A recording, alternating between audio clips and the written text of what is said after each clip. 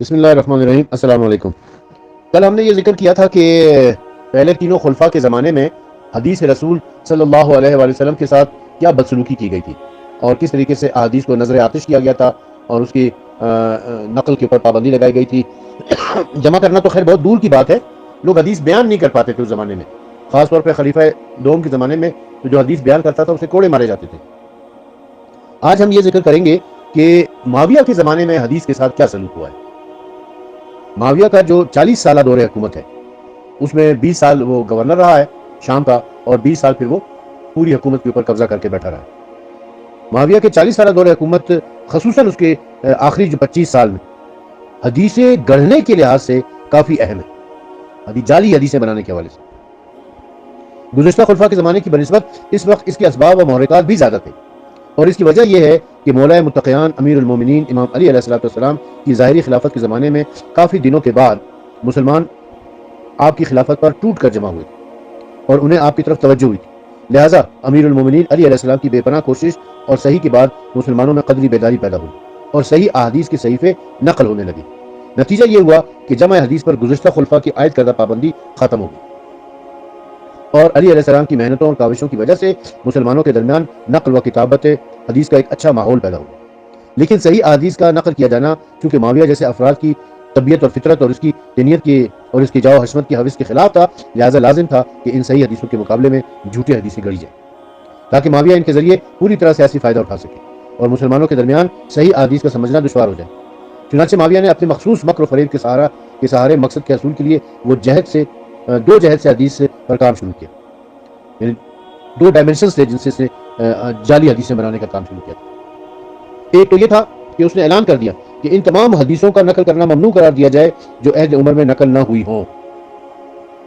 اور دوسری طرف معاویہ نے ان لوگوں کو وافر انعام سے نوازا کہ جن لوگوں نے عثمان اور دیگر صحابہ کی شان میں جھوٹی حدیثیں جعل کی، انہوں نے انعامات حاصل کیے اور انعامات کے ذریعے اپنے ہمنما افراد بنانے شروع کیے اور جھوٹی حدیثوں کے گڑھنے کے لیے لوگوں کی تشویق کی۔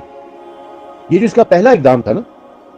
کہ وہ حدیثیں جو عمر کی خلافت کے دور میں، عمر کی حکومت کے دور میں نشر نہیں ہوئی ہیں، جن کی نشر و اشاعت کے اوپر پابندی تھی، ان کے اوپر اب بھی پابندی رہے۔ اس سے پتہ چلتا ہے کہ معاویہ کی مینٹلٹی تو آپ لوگ سمجھتے ہیں، اس کی سائیکالوجی سمجھ گئے، اس کے دل میں بغض محمد اور آل محمد ہے اور اس نے اس کو نکالنا ہے۔ اور معاویہ کے اس حکم سے یہ پتہ چل رہا ہے کہ دوسری حکومت کے دور میں بھی اہل بیت کے فضائل میں جو احادیثیں تھیں ان کے اوپر پابندی لگائی گئی تھی۔ اب ہم یہاں پر آپ کو جو ہے نا وہ علامہ مدائنی اہل سنت کے ایک عالم ہیں،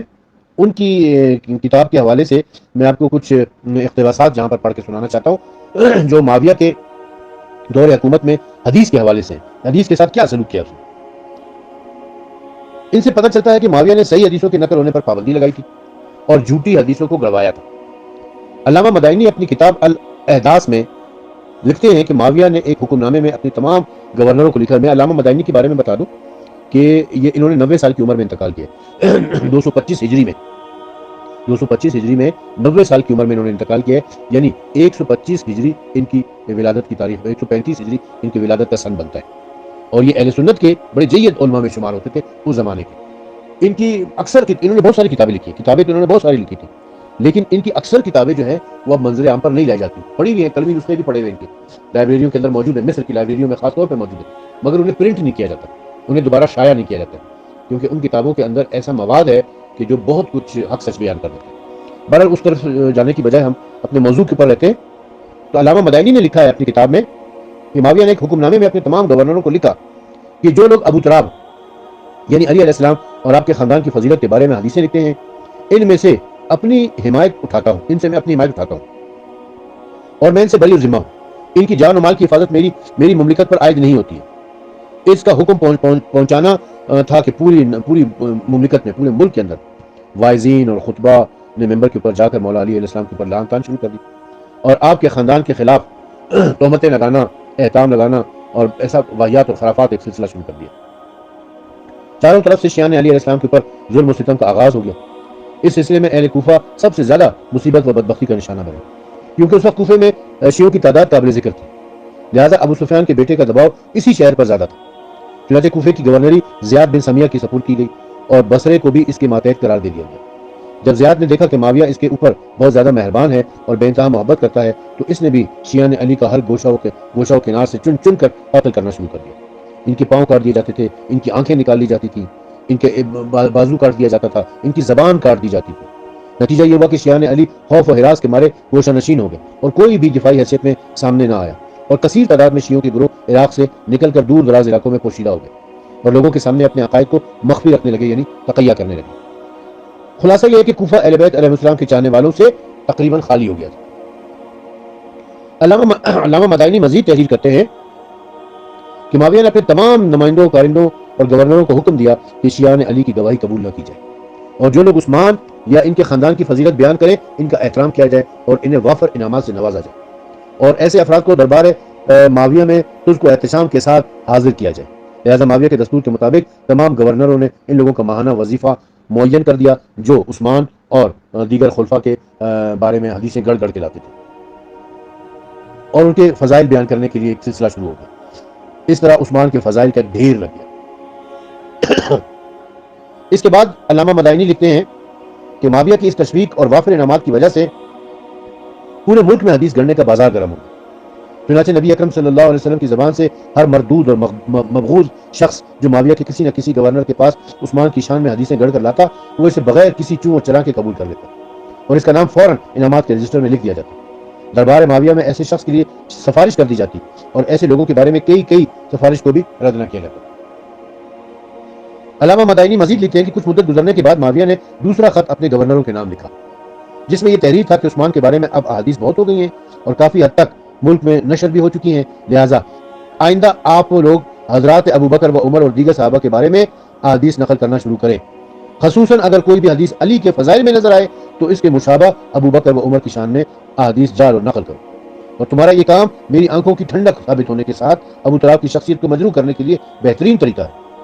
اسی طرح یہ طریقہ ان شیعوں کی بے عقلی کا بھی سبب ہے۔ میرے خیال میں علی اور شیعان علی کو تکلیف پہنچانے کے لیے یہ کام عثمان کے فضائل نقل کرنے سے زیادہ بہتر ہے۔ جب اس مضمون کا خط لوگوں کے سامنے پڑا گیا تو بہت ہی کم مدت میں ابو بکر و عمر کی شان میں حقیقت سے پرے جھوٹی حدیثوں کے انبار لگ گئے،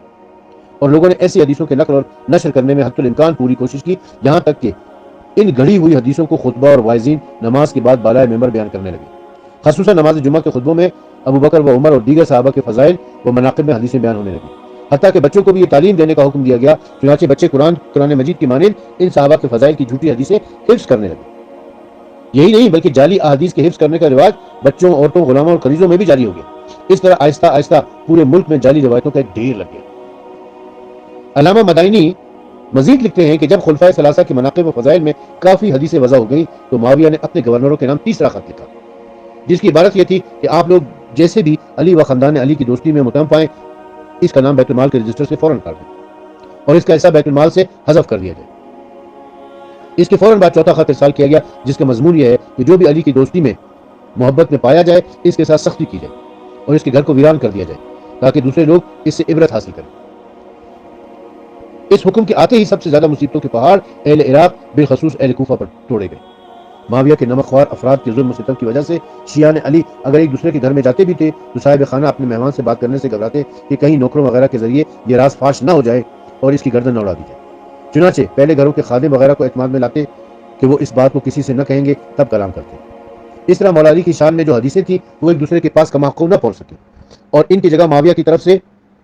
حضرت علی علیہ السلام اور آپ کے خاندان کے بارے میں حقیقت سے دور جو حدیثیں جعل کی گئی تھیں وہ عام ہو گئی۔ چنانچہ قاضی، محدثین اور حکام وقت سبھی جعلی اور خرافاتی حدیثوں کی پیروی کرتے، اور سب سے بڑا مرحلہ مومنین کے امتحان کا اور ضعیف الاعتقاد محدثین کا تھا،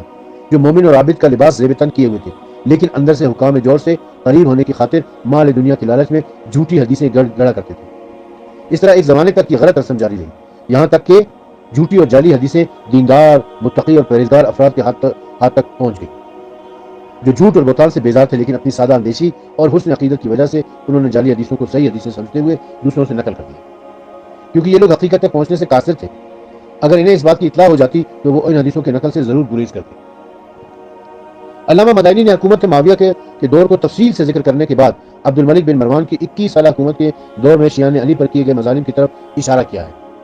جو معاویہ سے ظلم و تعدی میں 2 ہاتھ آگے تھا۔ چنانچہ موصوف عبد الملک بن مروان کے ایک خونخوار گورنر حجاج بن یوسف کے شیعوں پر کیے گئے مظالم کے بارے میں اس طرح اشارہ کرتے ہیں کہ ایک مرتبہ حجاج بن یوسف کے پاس ایک شخص آیا اور کہنے لگا میرے ماں باپ اور آپ پر قربان ہو کیونکہ انہوں نے میرا نام کہنے لگا کہ میرے ماں باپ میرے اوپر آنکھ ہو گئے کیونکہ انہوں نے میرا نام علی رکھا ہے، لہٰذا فی الحال میں فقیر ہوں اور تیرے انعام و اکرام کا محتاج ہوں۔ حجاج یہ سن کر مسکرانے لگا اور کہا تیرے اچھے کلام کی وجہ سے تجھے فلانے شہر کا امیر بناتا ہوں۔ پیغمبر اکرم صلی اللہ علیہ وسلم کی جاگوداز شہادت کے بعد حدیث کی جو حالت اور سرگزشت تھی وہ آپ نے ملاحظہ فرمائی، لیکن خلفائے بنو امیہ چونکہ عیاشی اور شہوت پرستی میں مبتلا رہے، لہٰذا موضوع احادیث یعنی جعلی احادیث یا بالفاظ دیگر موضوع معنویت بھی گوشہ فراموشی میں پڑا رہا، اور چونکہ علماء اور محدثین خلفاء کے زیر اثر تھے، لہٰذا دین و قرآن مسلمانوں میں فقط برائے نام رہ گیا تھا۔ دوسری طرف خلفائے ثلاثہ کو معیار عمل قرار دینے کی وجہ سے تدوین و کتابت حدیث کی کسی کو فکر نہ تھی۔ یہ دور اسی طرح جاری و ساری رہا یہاں تک کہ حضرت عمر بن عبدالعزیز کی حکومت وجود میں آئی جو 99 ہجری سے لے کر 101 ہجری تک ہے، یہ تقریباً 2.5 سے 3 سال ان کی حکومت تھی۔ عمر بن عبدالعزیز کی حکومت اگرچہ بہت کم مدت رہی، لیکن اس نے اپنی حکومت کے دور میں بہت اچھے کام کیے، بہت مفید کام سر انجام دیے۔ مثلا باغ فدق کا واپس کر دینا اہل بیت کو، علی اور اولاد علی کے اوپر جو ممبروں کے اوپر سب و ستم ہوا کرتا تھا اسے بند کرا کے اس کی جگہ پر نماز جمعہ کا خطبہ جاری کر دینا جو آج تک اہل سنت کی مساجد میں پڑھا جاتا ہے۔ ان اچھے کاموں میں سے ایک کام یہ بھی تھا کہ حضرت عمر بن عبدالعزیز نے حدیث کی کتابت و تدوین کی طرف توجہ کی اور حدیث لکھنے کا حکم نافذ کر دیا۔ بخاری نے اپنی صحیح کے مقدمے میں لکھا ہے کہ عمر بن عبدالعزیز نے اپنے مدینے کے گورنر ابو بکر بن حزم کو حکم دیا کہ حدیث کو باقاعدہ حکومتی پیمانے پر لکھا جائے، اور اس خط میں حدیث کے ضائع ہونے کے سلسلے میں اپنی پریشانی کا اظہار بھی کیا۔ علماء اہل سنت کا ایک گروہ عمر بن عبدالعزیز کے حکم نامے کو تدوین حدیث کی تاریخ یعنی پہلی صدی ہجری کے آخری یا دوسری صدی ہجری کے پہلے سال کی تدوین حدیث کا سال قرار دیتے ہیں۔ البتہ اس میں اختلاف بھی پایا جاتا ہے، بعض لوگوں کا کہنا ہے کہ حدیث کی تدوین جو ہے یہ بنو عباس کے دور میں خلیفہ منصور جو تھا اس نے کی تھی، اور وہ بھی بنو امیہ کی مخالفت کی وجہ سے کی۔ بہرحال حدیث کی تدوین کا کام جو ہے وہ پہلی صدی ہجری میں تو نہیں ہو سکا ہے، دوسری صدی ہجری میں کہیں جا کر اس کا آغاز ہوتا ہے۔ یہ اہل سنت کے ہاں ہے،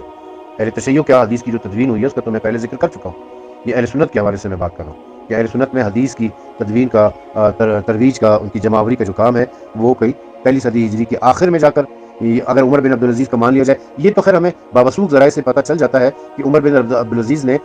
حدیث کی تدوین کا حکم جاری کر دیا تھا کہ حدیث کو لکھا جائے، جمع کیا جائے، مگر ان کے اس حکم کے اوپر عمل درآمد ہوا یا نہیں ہوا اس بارے میں جو ہے نا مختلف رائے ہیں۔ غالب امکان یہی ہے کہ ان کے حکم پر عمل نہیں ہوا تھا، کیونکہ ان کو بہت جلد شہید کر دیا گیا تھا زہر دے کر، اور بنو امیہ کے جو باقی افراد تھے ان کو یہ خطرہ تھا کہ اگر حدیثیں جمع ہونی شروع ہو گئی تو جو پروپیگنڈا انہوں نے علی اور اولاد علی کے خلاف کیا ہوا ہے وہ سب ضائع ہو جائے گا، لہٰذا انہوں نے حدیث کی تدوین کو روکا ہے۔ جب ان کی حکومت ختم ہو گئی ہے بنو امیہ کی، بنو عباس کی حکومت آئی ہے، تو پھر انہوں نے حدیث کو جمع کرنا شروع کیا،